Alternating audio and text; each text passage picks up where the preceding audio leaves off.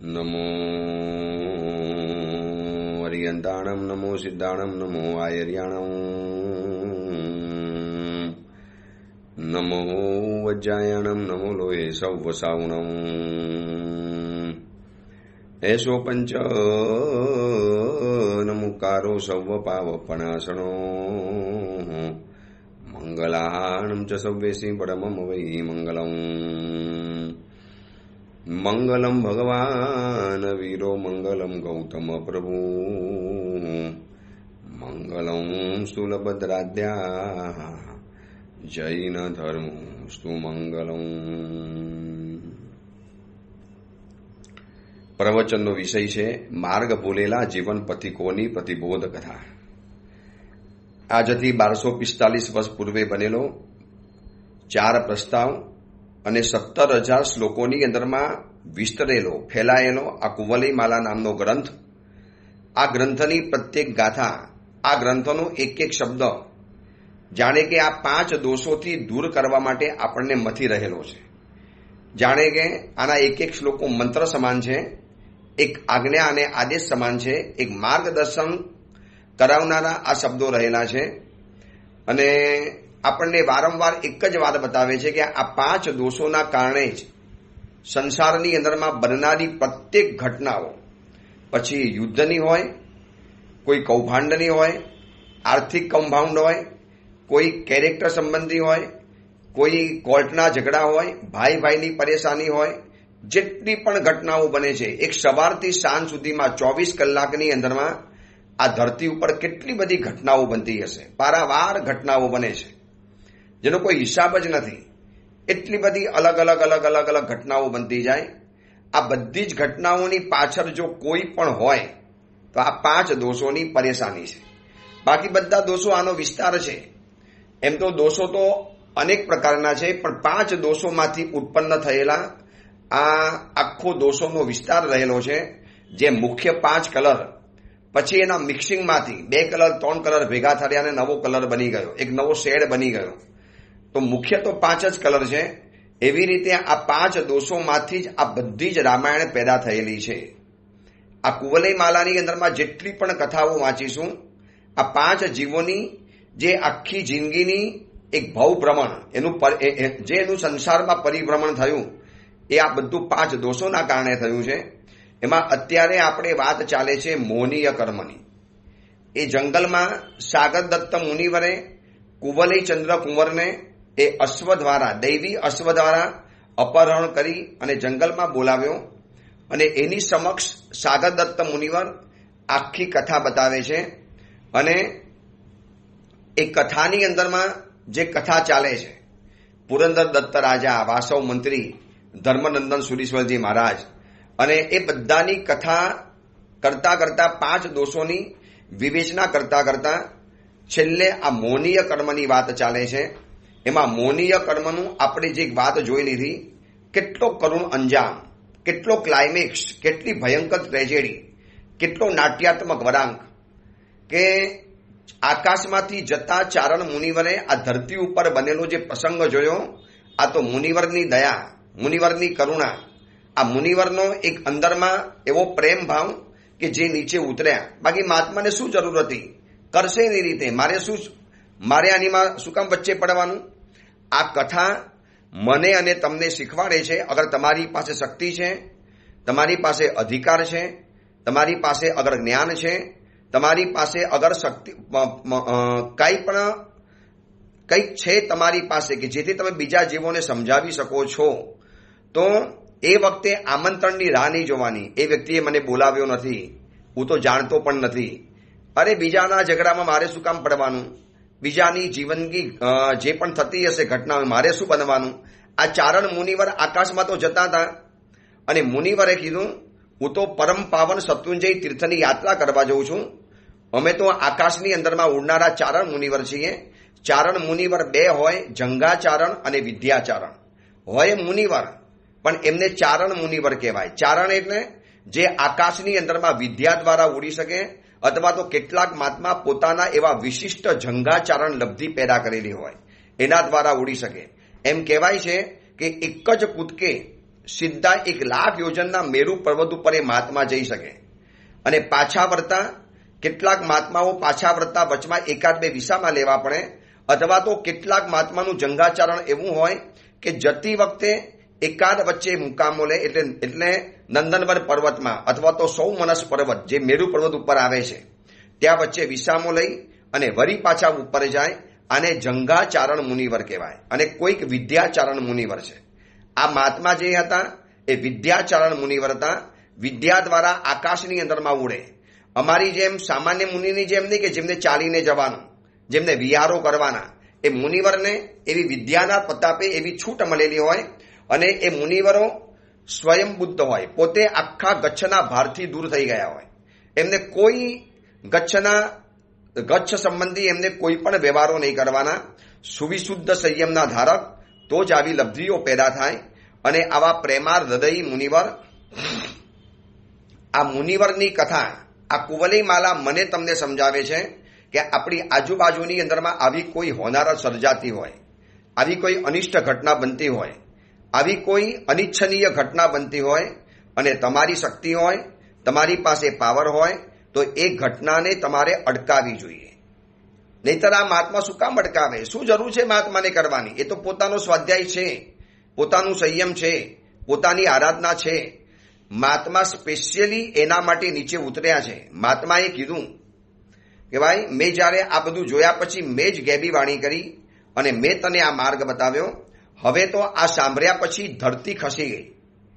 જમીન માર્ગ આપે તો નીચે ઉતરી જવું. એટલો બધો શર્મિંદો બની ગયો આ મોહદત્ત. પોતાની બહેનની સાથે આંખ નથી મિલાવી શકતો. કઈ રીતે પોતાની સગી બહેન સાથે આંખ મિલાવે?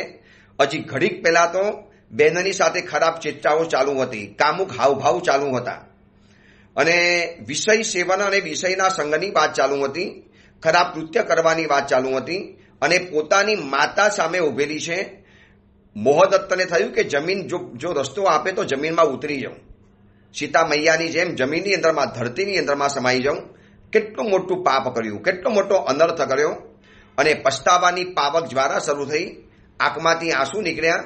ગદગદ સ્વરે કહે છે અને મુનિ ભગવાન કહે છે કે દોસ્ત, મરવાથી કશું નહીં થાય. તું એમ માને છે કે તારા પિતાની હત્યા તે કરી છે, તારી બેન સાથે તે વ્યભિચાર કરવાના પાપ કરેલા છે, માની સામે આવા જઘન્ય કાર્ય કર્યા છે, મને જીવવાનો અધિકાર નથી. જે લોકો આપઘાત કરીને જિંદગી ટૂંકાવતા હોય છે એ લોકોને કહેવાનું કે તમારું દુઃખ છે એમાં અમે સહભાગી છીએ. કદાચ તમારી જિંદગીમાં જબરજસ્ત ઝંઝાવાત આવ્યો હશે તો જ તમને આવી રીતે જિંદગી ટૂંકાવવાનું મન થયું. બની શકે છે, પણ મરવાથી કોઈ રસ્તો નીકળતો નથી. મરવાથી શરીર મરે છે, પાપ તો જીવતા જ રહેવાના. વળી પાછા આવતા ભાવમાં એ પાપ ફોલો કરતા કરતા આપણી બાજુમાં આવી જ જવાના. વળી પાછી આવી જ કોઈ સંયોગોમાં આપણને ફસાવી નાખવાના. એના કરતાં આ ભાવમાં મરતા પહેલા પાપોને ખતમ કેમ ન કરી લઈએ? રોજના સેંકડો કિસ્સા બને છે સુસાઇડ કરવાના. અને આ ચારણ મુનિવર કહે છે, દેખો, મુનિવર યાત્રા કરવા નીકળ્યા છે. મુનિવર પોતે શત્રુંજય તીર્થ તરફ જઈ રહેલા છે. છતાં પણ મુનિવર કહે છે કે એક વ્યક્તિનું કલ્યાણ થતું હોય, એક વ્યક્તિનું ભલું થતું હોય, એક વ્યક્તિ ઉપર પરોપકાર થતો હોય, એક વ્યક્તિ સારા રસ્તે જો આવતી હોય તો અમારે સ્વ આરાધના પણ ગૌણ રહેલી છે. યોગ્ય વ્યક્તિના માટે પોતાની પણ થોડીક આરાધના ગૌણ કરીને એના કલ્યાણના કાર્ય કરવા જોઈએ. બધાએ કરવાની જરૂર નથી. એ જેને અધિકાર હોય, જેને કરવાનું હોય, જેની પાસે પાત્રતા હોય. અને મુનિવરની જે દેશના સાંભળી અજ્ઞાન, મિથ્યાત્વ, આ મોહનીય કર્મ, આ કર્મોનો જે ત્રાસ, એની જે ગુલામી, અનંત સંસારનું પરિભ્રમણ, આ દોષોએ આ સુધી ઉપર આપણી ઉપર જે આક્રમણો કર્યા છે, આપણી જિંદગીની જે બાજીને બગાડી નાખી છે, આ બધી જ વાતો પ્રેમાર મુનિવર છે. મુનિવરનો પ્રેમાર સ્વભાવ છે તો જ આ મુનિવર અહીંયા ઉતર્યા છે. કદાચ ચારણ મુનિવરનું અહીંયા નામ નથી બતાવ્યું, પણ એમ લાગે કે આ મુનિવર પ્રેમ મુનિવર હશે. આ મુનિવર પ્રેમથી ભરેલા હશે. પોતાનું બધું જ ગૌણ કરી અને એક અજાણ્યો પરિવાર, ચલો જાણતા હો તો વાત બરોબર છે, કોઈ પરિચય નથી, કોઈ સ્નાન સૂતકનો સંબંધ નથી, કોઈ શિષ્ય બનાવવાની લાલચ અને એવી ઘેલછા નથી. અને મુનિવરનો આ ઉપદેશ સાંભળ્યા પછી મોહદત્તે સુસાઇડ કરવાનું, આપઘાત કરવાનું તો મુલતવી રાખી દીધું અને રડતી આંખે હવે તો એનો મોં છૂમંતર થઈ ગયો, મોં એવો ભાગી ગયો છે. આ દ્રશ્યને જોયા પછી પિતાજીની હત્યા કરી છે, માની સામે હત્યા કરી છે, અને એના માટે હત્યા કરી કે સગી બેન સાથે ખરાબ ભાવનાઓના કારણે. અને પિતાજી પણ કેવા કે પોતાની દીકરીને નથી જાણી શક્યા.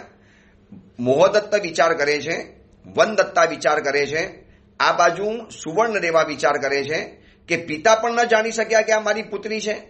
એમને પણ એવો ભાવ આવી કે પોતાની દીકરી ઉપર, સગી દીકરી ઉપર નજર બગાડવાનું કામ કરાવડાવે છે. આ મોહનીય કર્મ, સગા લોહીના સંબંધ છે, અને પોતાની જ દીકરી પોતાના દીકરાની સામે, પોતાની પત્નીની સામે, પોતાની દીકરીને જ્યારે આ મોહનીય કર્મના કારણે જે ખરાબ ચેષ્ટાઓ કરવાનું મન થયું, આ બધું જોયા પછી હવે મોહદત્તનું તો મન ઉઠી ગયું સંસારમાંથી. એનું લાગ્યું કે આવો મોહ છે, આટલી બધી પરેશાની આ મોહાધીન બનેલા જીવોની. હવે તો આખું નાખું એના જીવનનું પરિવર્તન છે, સમગ્ર જીવનનું પરિવર્તન. અને મોહદત્તે કીધું, સાહેબ આપ મને પ્રવજ્ય આપીને આપની સાથે ન લઈ જાઉં શત્રુંજય તીર્થની અંદરમાં. ત્યારે એ વખતે ચારણ મુનિવર કહે છે, હું ગચ્છના પ્રતિબંધની અંદરમાં રહેતો નથી. અમે ચારણ મુનિવરો હોઈએ, અમે ગચ્છના પ્રતિબંધમાં ન હોઈએ, અમે કોઈને દીક્ષા આપી ન શકીએ, અમે કોઈને શિષ્ય બનાવી ન શકીએ. એક વિશિષ્ટ મુનિવરનો પ્રકાર છે ચારણ મુનિવર. આ પ્રવચન સાંભળનારાને થતું હશે કે વોટ મીન્સ ચારણ મુનિવર, શું છે ચારણ મુનિવર? તો આ ચારણ મુનિવર એટલે 5 મહાવ્રતોનું પાલન કરનારા, સુવિશુદ્ધ સંયમના ધારક, બહુ ઉત્તમ આચાર સંપન્ન, વિશિષ્ટ તપસ્યા દ્વારા જેમને આવા વિશિષ્ટ જ્ઞાનના ક્ષયોક્ષમ થયા છે, એના કારણે આવા વિદ્યાચારણ મુનિવર બનેલા છે. પરંતુ એ લોકો ગચ્છના બધા જ પ્રતિબંધોથી દૂર રહેલા હોય. એ લોકો દીક્ષા કોઈને આપી ન શકે, ન કોઈને શિષ્ય બનાવી શકે. અને મુનિવર કહે છે કે દોસ્ત, હું તને દીક્ષા નહીં આપી શકું, હું તને દીક્ષા આપવામાં સમર્થ નથી, હું ગચ્છના પ્રતિબંધમાં નથી રહેલો. મુનિવરને વિનંતી કરે છે કે મને સાથે લઈ જાઓ, હું તમારી સાથે આવું, તમારો શિષ્ય બની જાઉં. આપે જે વૈરાગ્યની વાતો કરી, અને મુનિવરે એટલા ટૂંકા સમયમાં, ટૂંકા ગાળાની અંદરમાં એના મોંને તો દૂર કર્યો, મોંને છૂમંતર કરી દીધો. હવે મોં એની બાજુમાં ક્યારે ફરકી જ નહીં શકે. હવે મોંને કટ્ટર દુશ્મન માનવા માંડ્યો. અને મુનિવરે કીધું કે મરવા કરતા તો આ વૈરાગ્યના સંયમ જીવનમાં આવી જાઓ, સકલ કર્મોનો તારો ક્ષય થઈ જવાનો. આ જાણ્યા પછી એને વિનંતી કરે છે. મુનિવર કહે છે કે નહીં કરી શકું. પછી એ પૂછે છે કે આપ જે શત્રુંજય તીર્થની વાત કરો છો, કયું તીર્થ છે આ શું શત્રુંજય તીર્થ એટલે શું છે? તમે એની યાત્રા કરવા જઈ રહેલા છો? એટલે મુનિવરે બહુ ઓછા શબ્દોની અંદરમાં આ શત્રુંજય તીર્થની આખી વાત બતાવી કે મોહદત્ત, આ શત્રુંજય ગિરિવર 18 યોજનના શિખર ઉપર 18 યોજન છે, અને મૂળથી 50 યોજન વિસ્તરેલો છે. આ એ સમયની વાત છે કે જે સમયે શત્રુંજય પર્વત આટલો મોટો હતો. આજે તો આપણે એટલો મોટો જોવા નથી મળતો. અને સિદ્ધાંતોને જાણકાર કહે છે, સિદ્ધાંતોને જાણકાર લોકો કહે છે કે આ શત્રુંજય તીર્થ એટલે 3 જગતનું સર્વોત્તમ તીર્થ છે. ઋષભદેવ સ્વામી પરમાત્મા પોતે 99 પૂર્વવાર આ શત્રુંજય તીર્થની અંદરમાં આવેલા છે. સર્વ પર્વતોમાં શિરોમણી છે, સર્વ તીર્થોનો શિરતાજ છે, સર્વ તીર્થોનો બેતાજ બાદશાહ છે. અને એ ગિરી પર રહેલા ઋષભદેવ સ્વામી ઇત્યાદિ પરમાત્માના દર્શન કરતાની સાથે જીવોના પાપ ખતમ થઈ જાય છે. તમારા જેવા અનંત મુનિવરો, અનંત જીવો આ જગ્યા ઉપર આવ્યા. અરે ભારેમાં ભારી કર્મી મુનિવરો આવ્યા, મોટા મોટા દોષોના સેવન કરીને આવ્યા, જેનું કદાચ પ્રાયશ્ચિત માફી આ ધરતી ઉપર કદાચ કોઈ ન આપી શકે. એવા દોષી, પાપી, અપરાધી, ગુનેગાર આ બધા જ વ્યક્તિઓનો છુટકારો આ શત્રુંજય તીર્થ ઉપર થયો છે. પાપીઓ આવ્યા, દોષીઓ આવ્યા, ગુનેગારો આવ્યા, અપરાધીઓ આવ્યા, છેલ્લામાં છેલ્લી કક્ષાનો માણસો આવ્યા. અહીંયા ચંદ્રશેખર નિજ ભગીની ભોગી, તે પણ એ ગિરી મોક્ષે જાવે, ગિરિવર દર્શન વિરલા પાવે. આ એવું શત્રુંજય તીર્થ છે કે જેના દર્શન માત્રથી સર્વ પાપો ખતમ થઈ જાય છે. આ પર્વત ઉપર કર્મરૂપી હસ્તીઓનું દહન કરવા માટે સિંહ સમાન છે આ પર્વત. શ્રી પુંડરીક મુનિવર 5 કરોડ મુનિવરો અહીંયાથી મોક્ષમાં ગયા છે. આ પર્વત ઉપર નમી અને વિદ્યાધર નામના 2 રાજાઓ 2 કરોડ મુનિઓ સાથે મોક્ષમાં ગયા છે. રામ, ભરત અને વાલીખિલ 10 કરોડ મુનિવરો સાથે મોક્ષમાં ગયા છે. પ્રદ્યુમ્ન વગેરે કુમારો 3.5 કરોડ મુનિવરો સાથે મોક્ષમાં ગયા. 5 પાંડવો અને બીજા અનેક મુનિવરો કર્મોનો ક્ષય કરીને, કર્મોનો ભૂક્કો કરી, સર્વ દુઃખોનો ક્ષય કરી અને શાશ્વત મોક્ષ સ્થાનની અંદરમાં પામી ગયા. જે સ્થાને એક પણ જીવ સિદ્ધિ પામે એ સ્થાન જો જગતમાં ઉત્તમ કહી શકાતું હોય કે જ્યાં કરોડો મુનિવરો, અનંત જીવો, જેના કાંકરે કાંકરે અનંત જીવો મોક્ષની અંદરમાં ગયા છે, એ તીર્થની તું કલ્પના તો કરી જો. પ્રેમાર મુનિવર પ્રેમ ભરા વાક્યોની અંદરમાં શત્રુંજયનું જે મહત્વનું વર્ણન કરે છે, શત્રુંજયની જે વાતો બતાવે છે, જિંદગીમાં પ્રથમ વખત આ મુનિવરના દર્શન થયા. આવા ઉત્તમ મુનિવર, પ્રેમાર મુનિવર, તેજસ્વી મુનિવર, વિદ્યા સંપન્ન મુનિવર, જ્ઞાની મુનિવર, અને આવા મુનિવરના એક એક વાક્યો એના હૃદયને હલબલાવી ગયા, એના હૃદયની અંદરમાં ભૂકંપ મચાવી ગયા. એમાં શત્રુંજય તીર્થનો જે મહિમા સાંભળતો ગયો, એની આંખમાંથી આંસુ નીકળી પડ્યા કે જો આ બધા જ પાપીઓ, ગુનેગારો, અપરાધીઓ મોક્ષમાં ગયા તો હું પણ જઈ શકું, મને પણ સાથે લઈ જાઓ. કીધું તારે સાથે ન આવી શકાય તો મારો છુટકારો કેવી રીતે થશે? આપ તો ચાલી જશો, મરું શું? મને આ પાપ મારાથી સહન નથી થતું. મેં મારા પિતાજીની હત્યા કરી, મેં મારી સગી બેન સાથે વ્યભિચારના ફાગ ખેલ્યા, મારી સગી માતાની સામે મેં આવા અપરાધો કર્યા. હવે તું એ લોકોને મોઢું પણ નથી બતાવી શકતો, હું એની સામે જોઈ પણ નહીં શકું, તો શું કરવાનું? તારે મુનિવર કહે છે કે તું શત્રુંજય તીર્થની યાત્રા તો પછી કરજે, પરંતુ આ પર્વતનું જે મહિમાનું તને વર્ણન કરું ને, એનું વર્ણન નહીં કરી શકાય. અન્ય તીર્થની અંદરમાં ભટકવાની કોઈ જરૂર નથી. એક વખત શત્રુંજય તીર્થના દર્શન કરી લો, સર્વ પાપો ખતમ થઈ જવાના. અન્ય સ્થાને કરેલી ધર્મની આરાધના, અહીંયા કરેલી એક નાનકડી ધર્મની આરાધના અનેક ગણું ફલ આપતી હોય છે. અને એ ચારણ પ્રેમાર મુનિવરે મોહદત્તની સામે શત્રુંજય તીર્થ મહાત્માની જે આખી વાતો બતાવી, શત્રુંજય તીર્થની અમે આવી રીતે યાત્રા કરવા જઈએ, અમે પણ ઋષભદેવ ભગવાનના દર્શન કરીને પવિત્ર બનીએ, અમે પણ અમારા જીવનના ઉત્તમ કલ્યાણના કાર્યો કરીએ. એ શત્રુંજય તીર્થની અંદરમાં અમે લોકો ધ્યાનની ધારા લગાવીએ, અમે આત્મ સ્વરૂપની વસ્તીની અંદરમાં ખોવાઈ જઈએ. ચારણ મુનિવર કહે છે કે હું શત્રુંજય તીર્થની યાત્રા કરીશ, 1 મહિનો ત્યાં માસક શ્રમણ કરીશ, 1 મહિનો કોઈ ગુફાની અંદરમાં શત્રુંજય તીર્થના પરમાત્માનું ધ્યાન ધરીશ. આ જગ્યા ઉપર કરેલી વિદ્યાઓ, મંત્ર જાપ, અહીંયા કરેલા કોઈ પણ નાનકડા કાર્યો જલ્દીથી સિદ્ધ થઈ જાય. એટલા માટે આ શત્રુંજય તીર્થને સિદ્ધ ગિરિરાજ કહેવાય છે. અને એ શત્રુંજય તીર્થની યાત્રા કરવા હું જતો હતો, પરમ પવિત્ર તીર્થ. અને એમાં મેં અવધિ જ્ઞાનથી તને તારા પિતાને હણનારા જોયા. તે જ્યારે તારા પિતાના ગળા ઉપર તલવાર ફેરવી અને મને મારા અવધિ જ્ઞાનની અંદરમાં દેખાઈ ગયું અને વધુ અનર્થ થાય. મને અફસોસ એ થાય કે થોડોક વહેલો આવ્યો હોત તો તારા પિતાજીને હું બચાવી શકત, તને પિતાના હત્યામાંથી મુક્ત કરાવી શકત, પણ એ નથી કરાવી શક્યો. તને પિતાના હત્યાનું કલંક તો લાગી ગયું છે અને તું બીજા અનર્થમાંથી બચી ગયો છે. બસ હું જઉં છું અને બસ તું હવે આત્મકલ્યાણ કરજે. અને મોહદત્ત મુનિવરના પગ પકડીને રડે છે, પોકાર પાડી પાડીને રડે છે. આ બાજુ વનદત્તા અને સુવર્ણ દેવાની પણ આંખમાંથી ચોધાર આંસુની ધારા ચાલે છે. વનદત્તાને પણ લાગે છે કે હું પણ કંઈ ઓછી નથી, મેં પણ બહુ પાપ કર્યા, હું મારા પિતાના મોતમાં નિમિત્ત હું બની, મારા પિતાજીને મારનારી હું છું. ભલે મેં નથી મારી, પણ મારા નિમિત્તે માર્યા મારા પિતાજી. અને આ મારા રૂપ ઉપર મારા પિતાજીને ખરાબ ભાવ ઉત્પન્ન થયો. સગા પિતાજીને ખરાબ ભાવ ઉત્પન્ન કરનારી હું પાપીની છું, હું પણ પાપી છું. અને મોહદત્ત કહે છે કે ગુરુદેવ આપ તો ચાલી જવાના, હવે મારું કોણ? આપે કેટલા બધા પ્રેમથી આકાશમાંથી નીચે ઉતરીને મારી ઉપર ઉપકાર કરેલો છે, આ ઉપકારને જિંદગીની અંદરમાં નહીં ભૂલું. અને મોહદત્તની વાત સાચી છે ને, એક અજાણ્યા મુનિવર અથવા તો કોઈ અજાણી વ્યક્તિ આપણને બહુ મોટા અનર્થમાંથી જો બચાવી લેતી હોય તો આપણને કેવો એ વ્યક્તિ ઉપરનો અહોભાવ થાય, કેટલો બધો એની ઉપરની ઉપકારની વાતો આવે. યાર આ અજાણી વ્યક્તિ કયા કારણે શેના માટે નીચે ઉતર્યા મુનિવર? કોઈ અજાણી વ્યક્તિને બચાવવા માટે. અને મુનિવર જ્યારે હવે જઈ રહેલા છે, સાહેબ મારે શું કરવાનું? એક તો મેં અકાર્ય કર્યું છે અને હવે આ અકાર્ય કરીને જ્યાં સુધી પ્રાયશ્ચિત નહીં કરું ત્યાં સુધી મારું મન ચેન નહીં પડે. તો મારે શું કરવાનું આપ તો મને બતાવો.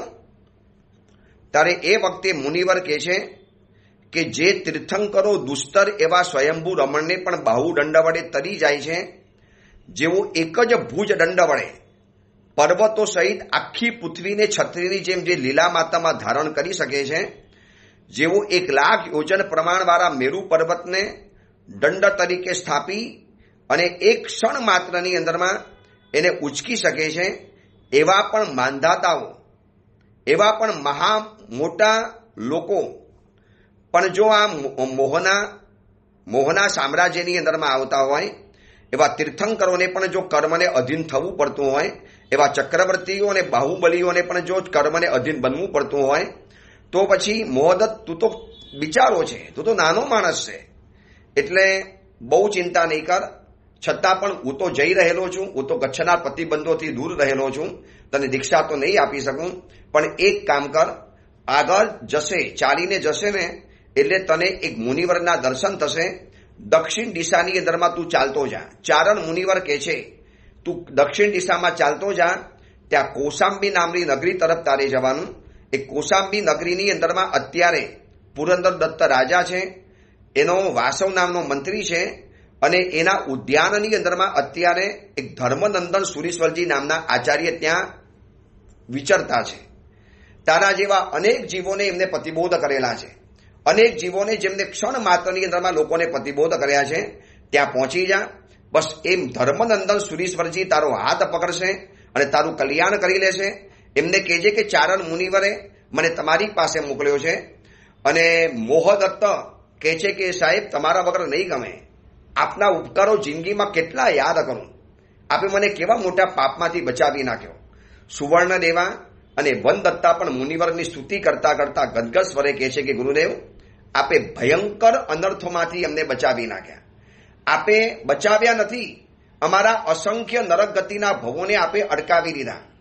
આપે અમારા તિર્યન ગતિના દુઃખોને અડકાવી નાખ્યા. વરના આ પાપ કરીને અમે કઈ દુર્ગતિમાં ભડકત એની અમને કલ્પના નથી આવતી. આપે જે ટૂંકા સમયમાં થોડા શબ્દોની અંદરમાં જે દુર્ગતિ સદગતિની વાતો બતાવી, જે દોષોની ભયંકરતાની વાતો બતાવી, આ મોનીય કર્મના ભયંકરતાની જે આપે સ્વરૂપની વાતો બતાવી. આપ તો તારક શત્રુંજય તીર્થમાં ચાલી જવાના, આપ તો ત્યાં સાધનાની ધૂણી ધખાવી દેવાના. આમ પાપી જેવા જીવોનું શું થવાનું? તો મુનિવર કહે છે કે કોઈ ચિંતા નહીં કરો. દરેક વ્યક્તિનો એક વર્તમાન કાળ હોય છે, દરેક વ્યક્તિનો એક ભૂતકાળ હોય છે, અને દરેક વ્યક્તિનું એક ઉજ્જવલ ભવિષ્ય હોય છે. કોઈ ચિંતા નહીં કરો. ભૂલ થઈ ગઈ, છોડી દો.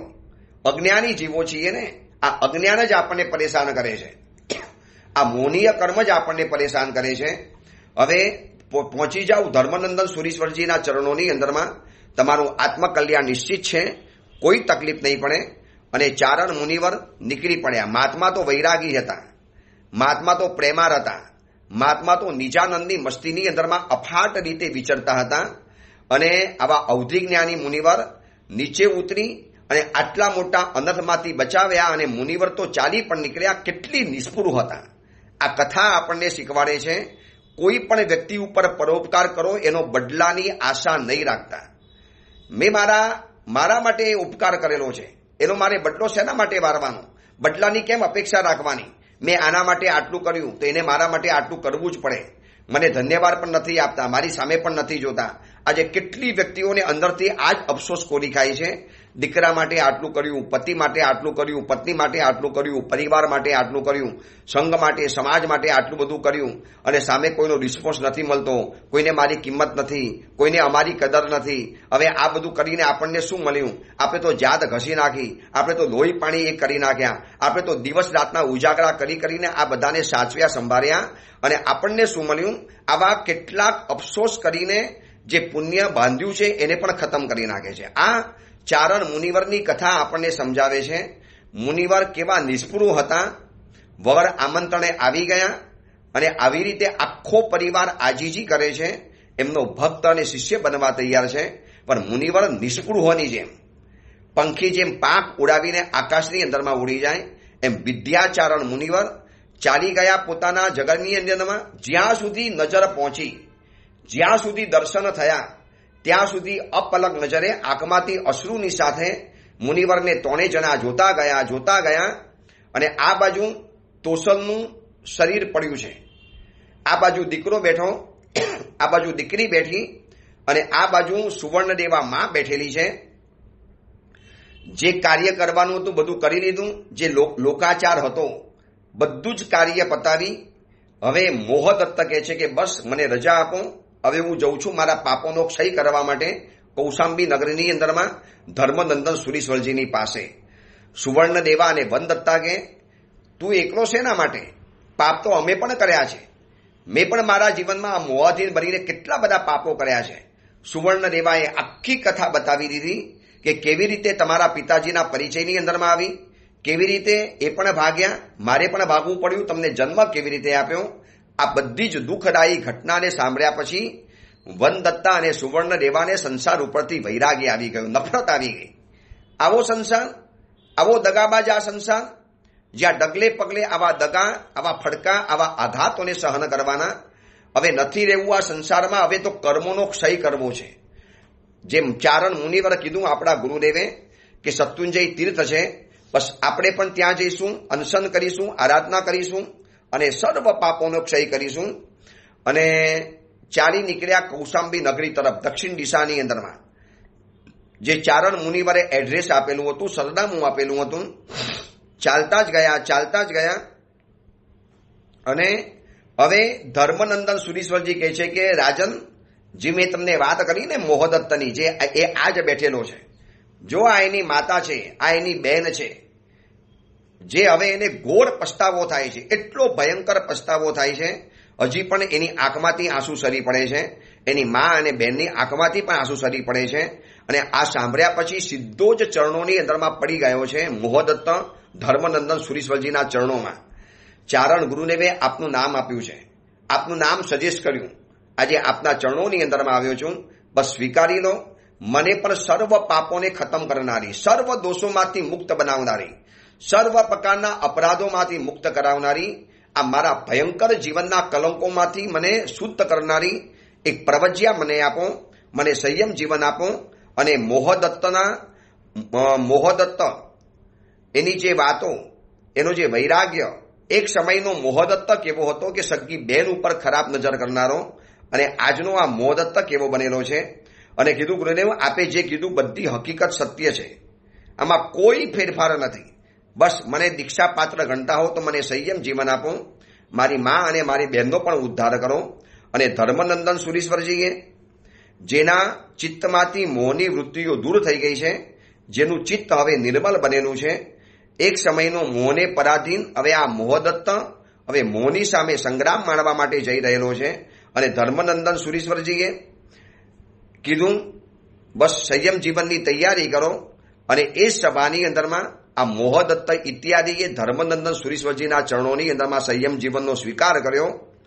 અને સ્વીકાર કરતાની સાથે એને યુદ્ધનું એલાન કરી દીધું. જે મોહે મને પછાડ્યો છે, હવે મોહને હું ન પછાડું તો મારું નામ નહીં. તપસ્યા, સ્વાધ્યાય, આરાધના, હવે ઊંચી નજર કરીને જોવું પણ નથી. જોવું તો મને કોકના પ્રત્યે ખરાબ ભાવ આવે કે બીજા વિચાર અને વિકારો પેદા થાય. અને એવી સાધનાની અંદરમાં ડૂબી ગયા. અને પુરંદર દત્ત રાજા અને વાસવ મંત્રી તો સ્તબ્ધ બની ગયા. આ 5 કથાઓ જાણી, આ 5 કથાઓને વિસ્તારથી બતાવી. અને ધર્મનંદન સુરીશ્વરજી આ કથા જે વાસવ મંત્રી અને પુરંદર દત્ત મંત્રીને કહે છે, એ આખી કથા સાગર દત્ત મુનિવર કુવલયચંદ્ર કુંવરને કહે છે. અને આખી કથા આપણે સાંભળીએ છીએ, આપણે મોહની સુધી પહોંચ્યા છીએ. હવે તો કથામાં નવો વરાંગ આવવાનો. હજી આગળ આ કથા 17,000 શ્લોકોમાં ફેલાયેલી છે. કદાચ આના પ્રવચન ક્યારે પૂરા થશે મને ખબર નથી. ચાતુર્માસ પૂરું થઈ જશે, કદાચ આવતું ચાતુર્માસ આવી પણ જશે. કદાચ ત્યાં સુધી આ કુવલયમાલા ગ્રંથની પ્રવચનમાલા ચાલે ત્યાં સુધી આપણે વિસ્તારથી જોવી છે આ કુવલયમાલા કથાને. કેટલી વૈરાગ્ય પ્રધાન, કેવી આંખ ખોલનારી, કેવી જીવને ઝંઝોડીને જગાડનારી, કેવા અસ્તિત્વની અંદરમાં એક રણકાર પેદા કરનારી, એક નવી ચેતનાને આપનારી, સતત આપણને સાવધાન બનાવનારી આ કુવલયમાલા કથા. એનો આપણે એક થોડોક નાનકડો વિરામ લેવો પડશે, કારણ કે આવતીકાલથી શ્રી આસોચ માસની નવપતજી સિદ્ધચક્રજી ભગવંતની ઓરીની પ્રારંભ થવાનો. 9 દિવસ આમિલ થવાના. ગામ નગરની અંદરમાં હજારો લોકો આમિલ કરવાના. આપણે પણ આ વખતે નક્કી કરો કે 9 આમિલ કરવા જ છે. આવા બધા મોહમાંથી છૂટવું હોય, આવા મોહના જે પણ દોષો જીવનની અંદરમાં આચર્યા હોય, તો આ બધા જ મોહના દોષોને ખતમ કરવા માટે 9 દિવસનો આમિલનો તપ કરવો છે. હવેથી 9 દિવસ એટલે કે પરમ દિવસથી પ્રવચન શરૂ થવાના. આવતીકાલથી પ્રવચન શરૂ થવાના. નવપતજી ઓરી એટલે કે અરિહન પદનું પહેલું પ્રવચન આવવાનું. તો 9 દિવસ નવપદની વાતો કરીશું, શિપાલ અને મૈણાના રાસની વાતો કરીશું. 9 દિવસ નવપતજી ભગવંતની ભક્તિની અંદરમાં એકાકાર બની જવું છે. આંબિલ કરીને ભક્તિ કરવી છે. કદાચ પ્રમાણિકતાથી કદાચ કબૂલ કરીએ કે આંબિલની તાકાત ન હોય તો આ 9 દિવસ લીલોતરી તો વાપરવાની જ નહીં. 9 દિવસ લીલોતરી નહીં, 9 દિવસ ફ્રૂટ નહીં, 9 દિવસ હોટલમાં જઈ, 9 દિવસ અભક્ષના ભોજન નહીં. શાશ્વત પર્વના દિવસો રહેલા છે, મહાન પવિત્ર દિવસો રહેલા છે. સિદ્ધચક્રજી ભગવંતની આરાધના કર્મના ક્ષયને કરનારી. ગયા વખતે ઓરીમાં બતાવ્યું હતું ને, ત્રિજય વિજય ચક્કમ સિદ્ધ ચક્કમ નમાવી. આ એક શબ્દ વારંવાર બોલવા જેવો છે. 3 જગતના ઉપર વિજય પ્રાપ્ત કરાવનારું આ સિદ્ધચક્રજી યંત્ર નવપતજી ભગવંત, એની આરાધનાના દિવસો આવી ગયેલા છે. બસ તૈયાર થઈ જઈએ. આવતીકાલથી નવપતજીના પ્રવચનો શરૂ થવાના. ખાસ બધાને પ્રવચન પહોંચાડતા રહેજો. ઘેર બેઠા નવપતજી ભગવંતની આપણે આરાધના કરીશું. જે જઈ શકે છે એને ઉપાસેમાં જવાનું, પ્રવચન વગેરે કરવાના. પણ એવી જગ્યામાં જો જ્યાં તમે જઈ નથી શકતા, જ્યાં અનુકૂળતા નથી, તો આ નવપતજી ભગવંતના પ્રવચનો આપણને એક નવો પ્રકાશ આપશે, નવો બોધ આપશે. એ જ મંગલ કામના, મંગલ ભાવના. જીનાગના વિરુદ્ધ કાંઈ પણ બોલાયું હોય તો મિચ્છામી દુક્કડમ.